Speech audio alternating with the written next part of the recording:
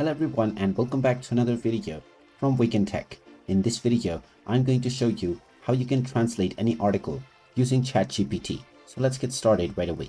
First of all, open up your web browser and then in the address bar type in chatgpt.com and press enter. You will now be taken into the official ChatGPT website. If you haven't logged into your account already, click on the login button at the top right corner and proceed forward with your credentials.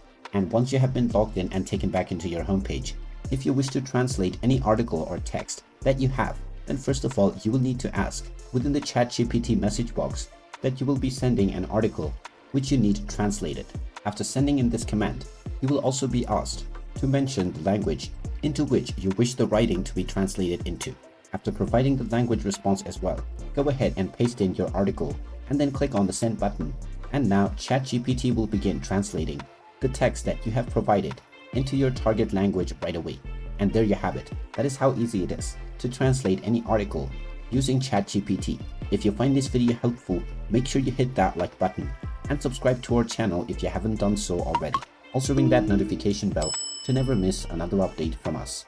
Thank you for watching and I will see you again in the next video.